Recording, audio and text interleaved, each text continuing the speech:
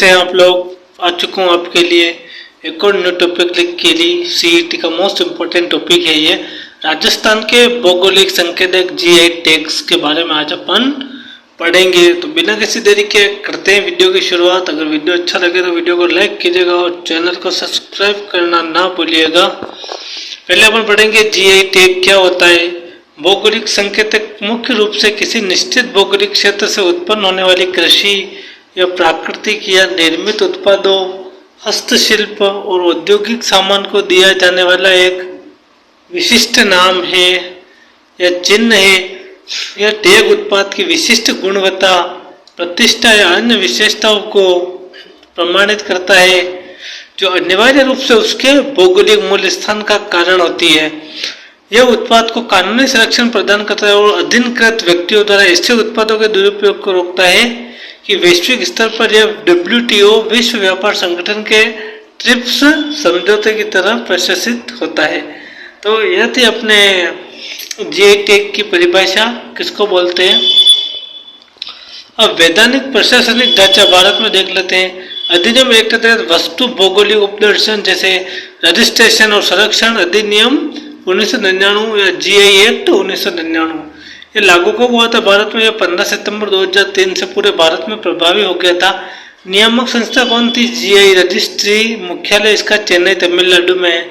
इसकी वैधता कितनी है? 10 वर्ष। इसके पश्चात इसे पुनः नवीनीकृत रिन्यू करवाना आवश्यक होता है।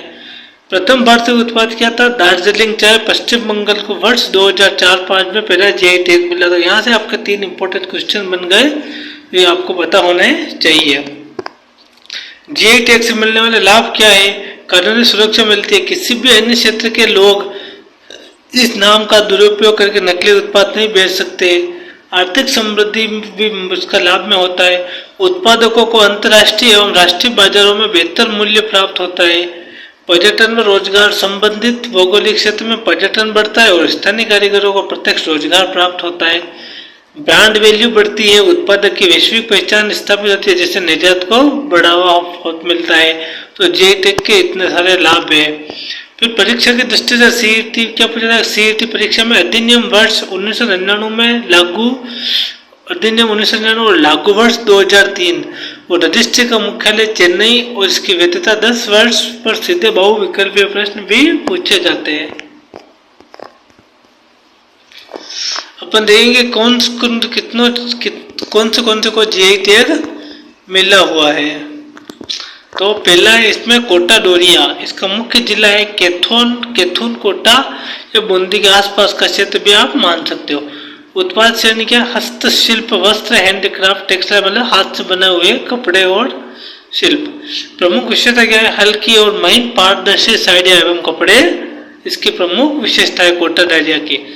इसकी कला व निर्माण की तकनीक क्या है? कोटा डोरिया अपने अनूठी बनावट के लिए प्रसिद्ध है जिसे खाट की संरचना भी कहा जाता है। यह शुद्ध सूती और रेशमी धागों के ताने बाने से तैयार किया जाता है।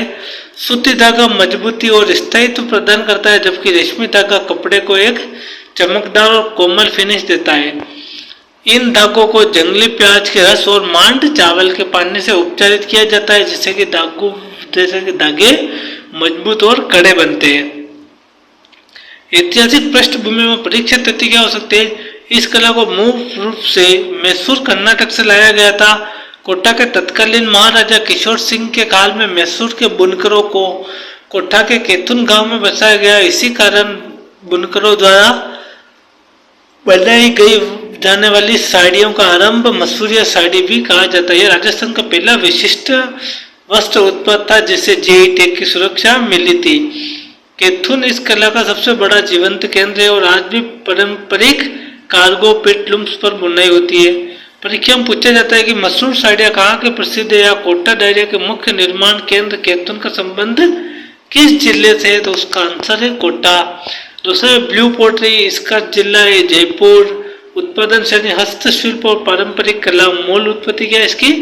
पारंपरिक रूप से फारस या ईरान से उद्गम हुई है। इसकी विशेष तकनीकी विशेषता क्या है? सामान्य मिट्टी के बर्तनों के विपरीत ब्लू पोट्री में मिट्टी क्ले का उपयोग बिल्कुल नहीं किया जाता है। इसकी वजह यहाँ पर एक विशेष मिश्रण का उपयोग किया जाता है जिसमें क्वार्ट्ज पाउडर कांच, मुल्तानी मिट्टी और साजी और गोंद शामिल होते हैं। इन बर्तनों पर मुख्य रूप से कोलबाइट ऑक्साइड के कारण गहरा नीला रंग, कॉपर ऑक्साइड के कारण हरा नीला रंग उभर आता है। बर्तनों को लगभग 8 से 850 डिग्री सेल्सियस तापमान पर पकाया जाता है, जिससे यह अत्यधिक चमकदार और कांच जैसे चिकने दिखाई देते हैं। प्रमुख उत्पादन में फूलदान, सजावटी प्लेटें, सूर्य टाइल्स भी शामिल है। ऐतिहासिक विकास और प्रसिद्ध कलाकार, यह कला जयपुर के महाराजा सवाई राम सिंह सेगन के काल में अत्यधिक फली फूली। उन्होंने स्थानीय कारीगरों को इस कला को सीखने के लिए दिल्ली भेजा था। ब्लू पोट्री का अंतर्राष्ट्रीय स्तर पर पहचान दिलाने का श्रेय प्रदेशी कृपाल सिंह शेख मऊ सिक्कर निवासी को जाता है। उन्होंने पारंपरिक नीले रंग के अलावा 25 नए रंगों का प्रयोग कर कृपाल शैली को जन्म दिया गया। परीक्षा में क्या पूछा जा सकता है, कृपाल सिंह शेखावत का संबंध किस कला से है, तो वो है ब्लू पोट्री जयपुर। इन्हें 1974 में पद्मश्री से भी सम्मानित किया गया था। फिर सांगानेरी हेड ब्लॉक प्रिंट, मुख्य जिला है सांगानेर जयपुर। उत्पाद श्रेणी है हस्तशिल्प, वस्त्र छपाई। प्रमुख समुदाय कौन सा, छिपा समुदाय। इसकी विशेषता क्या है, सांगानेरी प्रिंट अपनी महीन और अत्यंत सुरुचिपूर्ण हाथ से की जाने वाली छपाई हैंड ब्लॉक प्रिंटिंग के लिए विश्व प्रसिद्ध है। इस कला की सबसे प्रमुख विशेषता यह है कि इससे हमेशा सफेद, ऑफ वाइट, हल्के क्रीम रंग के सूती कपड़े के बैकग्राउंड पर छपाई जाती है। इस प्रिंट के मुख्य रूप से प्रकृति से प्ररूप रूपांकनों जैसे फल, पत्तियां, कलियां, लिली, गुलाब, गेंदा, तोते, अन्य सुंदर प्राकृतिक डिजाइनों का उपयोग किया जाता है। छपाई के लिए लड़की के नक्शेदार ब्लॉकों बुंटा का उपयोग किया जाता है। ऐतिहासिक प्रासंगिकता क्या है, जयपुर राजघराने में यह संरक्षण 17वीं 18वीं शताब्दी में चरम पर पहुंची। सांगानेर नदी सरस्वती नदी के सहायक पानी और यहाँ की मिट्टी विशेष गुण रंगों को कपड़ों को अधिक चमकदार और पक्का बनाने में मदद करते थे। यह प्रिंट मुख्य रूप से कैलिको प्रिंटिंग के लिए जाना जाता है, जहाँ दोहरी रेखाओं वाले फूलों के डिजाइन छापे जाते हैं। परीक्षा में क्या पूछा जाता है, सफेद पृष्ठभूमि पर बारीक फूलों की छपाई हेतु राजस्थान का कौन सा स्थान जीआई टैग का दर्जा के, तो वह उत्तर सांगानेर जयपुर। फिर बगरू हैंड ब्लॉक प्रिंट, मुख्य जिला इसका बगरू जयपुर है। उत्पाद श्रेणी हस्तशिल्प, वस्त्र उद्योग। मुख्य रंग काल, लाल, मठियाला और नील, इंडिगो। सांगानेरी बगरू में अंतर और विशिष्ट देख लीजिए।